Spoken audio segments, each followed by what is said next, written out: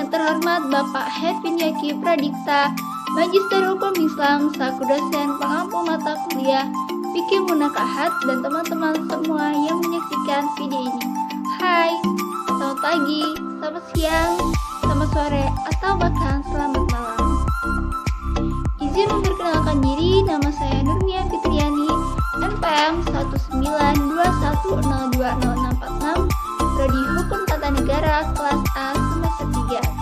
Oke, dalam video kali ini kita akan membahas tentang bab 3, yaitu tentang bab peminangan yang memuat tentang 5 hal. Yang pertama adalah pengertian peminangan, yang kedua adalah dasar hukum peminangan, yang ketiga adalah syarat peminangan, yang keempat wanita apa saja yang boleh dipinang, dan yang kelima adalah hikmah peminangan.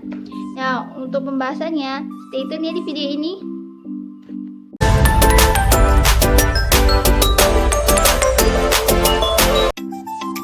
Baik, kita masuk ke materi yang pertama, yaitu tentang pengertian peminangan. Jadi pengertian peminangan ini ada 2 macam, yaitu pengertian peminangan secara umum dan pengertian peminangan menurut Syekh Sabiq.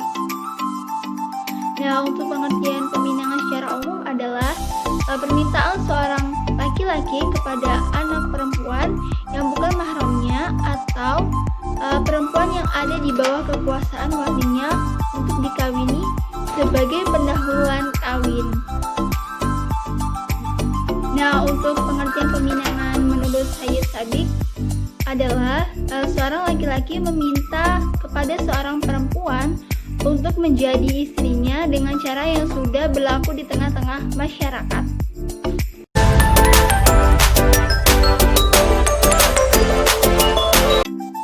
Baik, kita masuk ke materi yang kedua, yaitu tentang dasar hukum peminangan. Dasar hukum peminangan ini ada dari beberapa sumber hadis.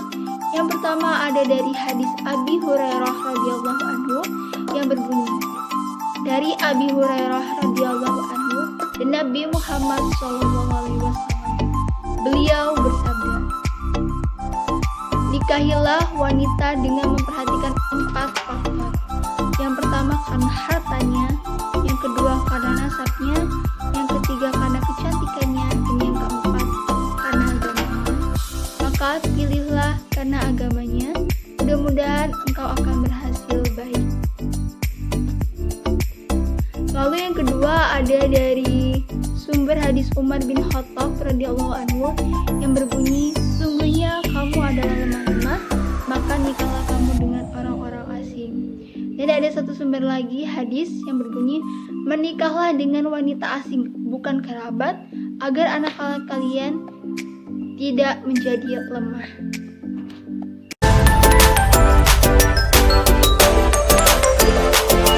Kita masuk ke materi yang ketiga, yaitu tentang syarat peminangan. Jadi syarat peminangan ini ada 2. Yang pertama, tidak didahului oleh pinangan laki-laki lain. Yang kedua adalah yang dipinang tidak terhalang oleh syar'i yang dapat menyebabkan tidak dapat dipinang. Nah, hanya 2 ya.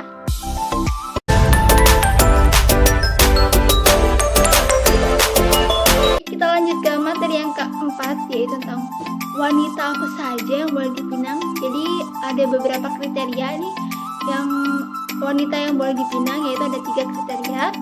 Yang pertama adalah wanita yang akan dipinang tidak dalam keadaan punya suami. Yang kedua adalah bukan wanita yang haram dinikahi untuk waktu yang lama. Yang ketiga adalah wanita yang tidak dalam keadaan atau masa iddah. Ya, hanya 3.